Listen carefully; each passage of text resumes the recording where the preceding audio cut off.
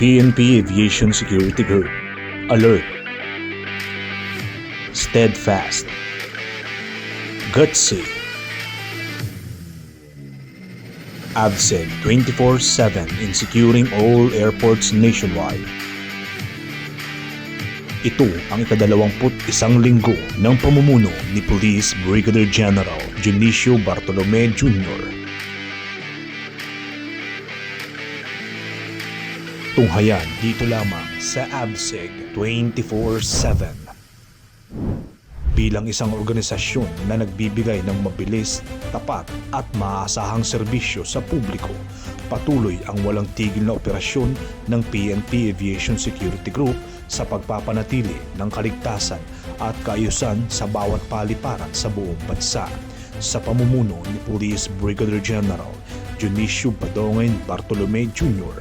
sa patuloy na pagsugpo sa mga iligal na nangongontratang taxi at mga kolorom na sasakyan sa paligid ng mga paliparan, tiniyak ng oplang tamang pamasahe ang maayos at patas na serbisyo para sa mga air riding public. Mula nang mailunsad ang programang ito, umabot na sa 512 ang mga naitalang lumabag sa Joint Administrative Order 2014-01, habang 5,824 naman ang nahuli dahil sa paglabag sa Land Transportation and Traffic Code sa ilalim ng Republic Act 4136. Kasabay nito ang pinaigting na kampanya laban sa illegal na droga at pakikipagtulungan sa iba't ibang ahensya na sabat ang halos 250 milyong pisong halaga ng illegal na droga sa iba't ibang operasyon ng NAIA Interagency Drug Interdiction Task Group sa patuloy na pagpapatupad ng mga warrant of arrest laban sa mga wanted person. 5 individual ang naaresto sa iba't ibang paliparan sa bansa. Bukod dito, isang individual din ang natuklasang lumabag sa Article 172 ng Revised Penal Code o falsification by private individuals and use of falsified documents.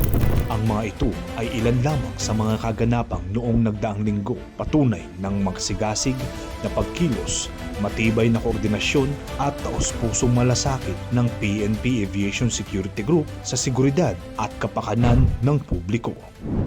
Mainit na pagsalubong ang naging hudyat ng pagsisimula ng linggo para sa PNP Aviation Security Group sa pangunguna ni Police Brigadier General Dionisio Badongin Bartolome Jr. kasama ang iba pang opisyal ng kapulisan sa isinagawang Monday Flag Raising Ceremony sa PNP AFC Group Headquarters. Kasunod nito, aktibo rin siyang dumalo bilang virtual attendee sa Directorial Staff Conference ng Pambansang Pulisya. Kinabukasan, muling dumalo ang AFC Group Director sa isinagawang Command Conference sa pamamagitan ng Zoom meeting kaugnay ng paghahanda para sa nalalapit na BARM Parliamentary Elections at Barangay and Sangguniang Kabataan Elections 2026. Kasabay ng paghahanda sa seguridad ng mga paliparan sa bansa para sa Labor Day o Mayo 1, pinangunahan ni Police Brigadier General Bartolome ang isang pagpupulong sa New Command Center upang kumustahin ang deployment at kalagayan ng mga PNP personnel sa iba't ibang paliparan kaugnay ng Labor Day at 48th ASEAN Summit 2026 sa Cebu. Sa bagong PNP para sa bagong Pilipinas, serbisyong mabilis, tapat at maaasahan ng publiko sa bawat oras at sa bawat araw. Abangan ang mga susunod pang kaganapan hanggang sa muli nating pagsasama sa susunod na linggo ng ABSEG 24/7.